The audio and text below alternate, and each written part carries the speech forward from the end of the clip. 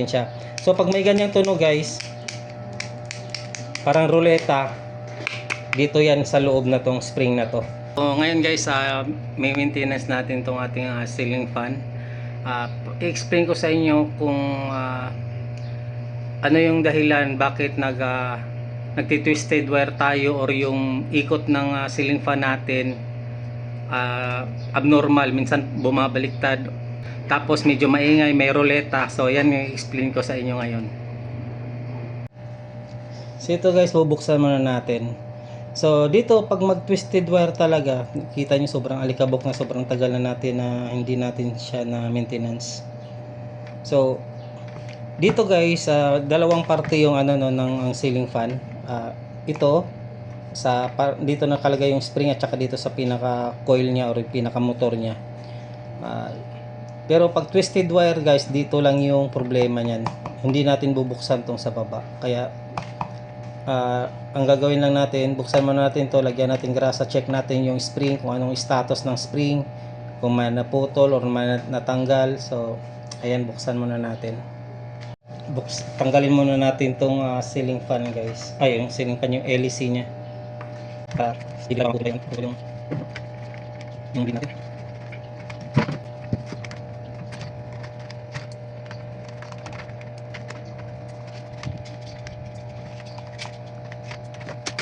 So yung C-clip niya guys, kakaiba din. Nakala ko kailangan natin ng tong circuit remover na to, pero mayroon naman siyang gatla dito sa gilid.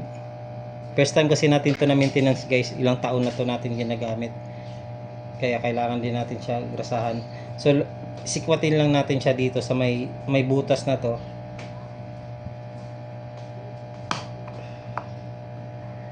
Yan, so ganyan yung C-clip natin. Tapos pag chinik natin siya, ayan, bumabalik naman. So wala lang siguro tong grasa guys. May kunting ingay din to yung upper, yung parts na to guys, may ingay siya dun sa pag-uumpisa ng pag-on natin ng ating ceiling fan, kasi pumipitik-pitik yung spring na nandito sa loob. So yan lang yung ingay na nililikha niya. Tapos ito yung spring, ayan, ito yung spring niya, ito yung tuyo na. So dapat kasi may grasa dito banda sa pinaka spring sa loob, para pag pitik-pitik niya hindi gaanong mag-ingay. Nilalagyan lang ng grasa dito sa may gilid, dito sa may dulo. So explain ko sa inyo yung mga posibilidad bakit siya twisted wire. Kapag itong naka-osting na bakal na ito guys, matanggal dito sa butas na to. Yan, may butas yan. Dalawa yung pwede natin paglagyan, dalawa. At least dito dalawa. Sa iba, isa lang talaga yung butas. So kailangan tong naka-usli na to papasok dyan sa butas na yan pag balik natin mamaya.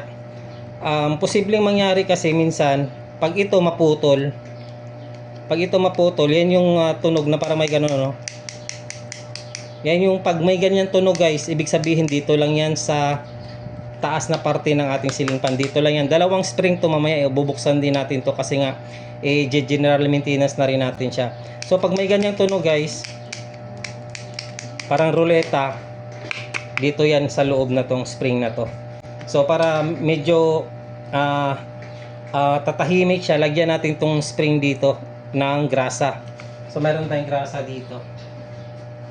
Tapos may dalawang senaryo na pwede mangyari dito. Una, maputol to. So ang gagawin mo lang, magbabalaktot ka lang ng spring uli kung saan siya naputol. Pagkaputol niya, magbaluktot ka ng spring na pag ganito din uli. So meron tayong ginawa ditong parang spring, kunwari for demo purposes, para ma-explain ko sa inyo. Kasi ito, dalawang yung pwedeng mangyari dito. Kasi ito kasi talaga yung nagkakaroon ng problema ng yung naka-usli na bakal na yan. Pero dalawa yung spring na yan dyan sa loob. Mamaya explain ko lang dito sa una. Kahit dun sa pangalawang spring, ganun din ang pwedeng mangyari, maputol or short yung pag-cut dito. Minsan yung naka-usli, pag maiksi, nakakalas siya dito sa may butas yan, pag makalas siya sa may butas guys, ang tendency niyan, dito yung butas. Oh. So dito dalawa yung butas. Tendency pag makalas tong naka-usli na to dun sa butas, mangyayari niyan pag pagpaandar niyo ng ng ceiling fan, may ginong tunog. Parang ruleta. So ang mangyayari noon pag maiksi yung mag-iksi yung naka-usli, so putulin mo na lang yung naka-usli. Halimbawa ito nakaganyan na, talagang iano natin sa inyo, explain ko lang todo sa inyo. Halimbawa ito naka-usli na maiksi, nakaganyan. Tapos putulin mo na lang to. Putulin mo, ganyan na siya. So kung putol, ganito na rin itsura niya. So pag may putol na ganyan guys, i-direction na lang ng ganyan itong kabila na to, tapos babaluktutin mo ng ganyan. Parang gumawa ka sa panibagong nakausli na nakagaya nito. So ganyan. So meron ka ng ganyan. Tapos yung haba niya guys, estimate niya lang parang ganyan guys. So ang baluktot niya parang ganito kalaki yung baluktot. Kasi pag maiksi nyo na naman uli na mabaluktot nyo na naman uli ng maiksi, posible pa rin matanggal uli, kagaya dun sa nagawa ko dun sa isa na bali, tapos nagbaluktot ako, yung pagbaluktot ko maiksi yung nabaluktot ko, natatanggal siya. So nagti-twisted wire pa rin siya. Tapos ito lalagyan na lang natin ng grasa. Yung grasa pala natin na ginagamit, dito sa motor guys, dito sa loob ginagamit ko high temp, pero dito sa na to, sa spring na to, ito lang mga ordinary.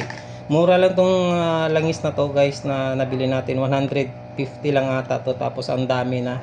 So hindi ito sponsor, iniano ko lang sa inyo kasi ito yung talaga yung ginamit natin. So lagyan natin ng grasa dito.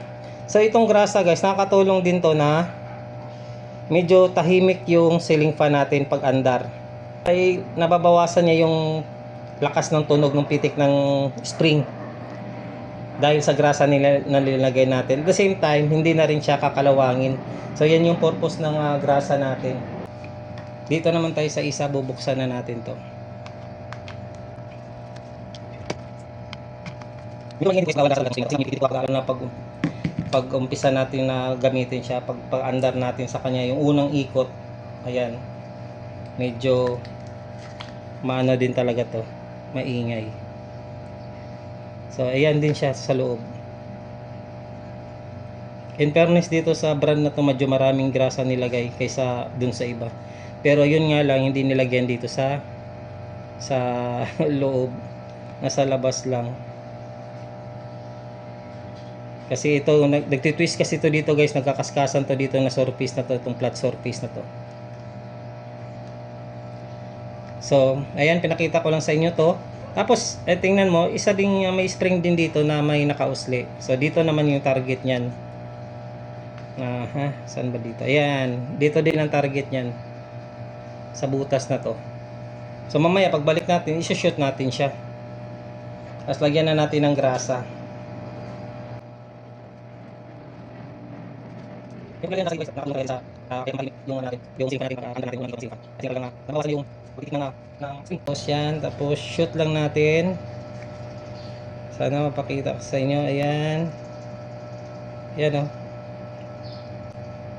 Ayan, shoot.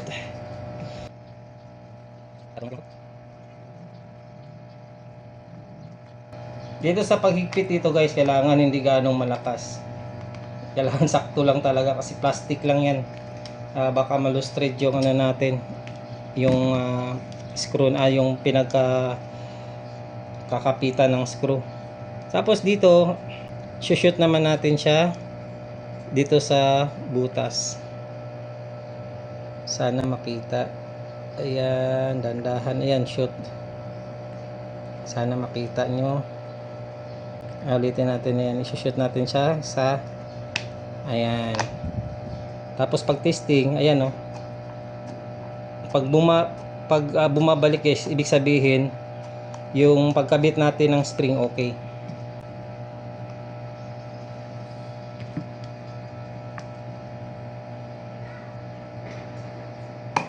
Ayan. Ayan, balik na natin to para mapakita ko sa inyo kung ano ng performance niya. Kabitan niya.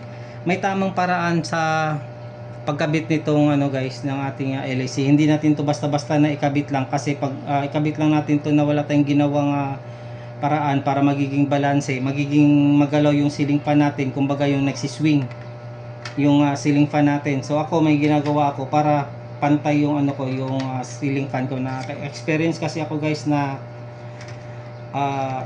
hindi pantay yung paglagay ko ng ceiling fan. Nagtaka ako bakit nung una kong paggawa hindi naman siya ganun ka galaw, hindi siya naman siya nagsiswing. Bakit nung inayos ko nagrasa lang ako bakit bigla siyang nagsiswing. Yun pala yung pagkabit lang pala ng blade ang naging problema nun. So kaya mula noon may ginawa na akong paraan pag maglagay ako ng LEC para hindi na siya nag-swing or nagiging balanse na sa pagkakabit natin. So ang ginagawa natin, itong kamay natin nakaganyan, itulak mo siya papuntan dun, nakaganon siya palagi, nakaganyan bago ka maghigpit. Yan, para pantay. So try natin guys yung hindi ba siya twisted wire or yung maingay pag pinapaandar. Ayan o. Sobrang tahimik niyan guys. Ang problema lang sa kanya ngayon is magalaw. Kasi yung blade nga niyan hindi na sa kanya kasi nabasag na yung blade niya. Sobrang nipis. Kaya ibang ano na yan, ibang blade na yan. Galing yan sa NSS na 12 volts na ceiling fan.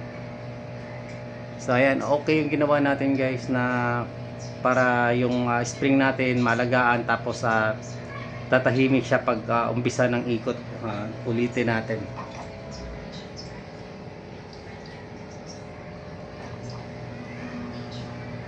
Ayan o. Diba, halos wala tayong maririnig kasi nga nakatulong yung grasa na nilagay natin dun sa pinaka-spring. Maraming salamat sa panonood. Mundo Ko Vlogs nga pala. Kung di pa kayo nakapag-subscribe sa aking channel, please subscribe Mundo Ko Vlogs. Maraming salamat. Paalam. God bless. Bye-bye.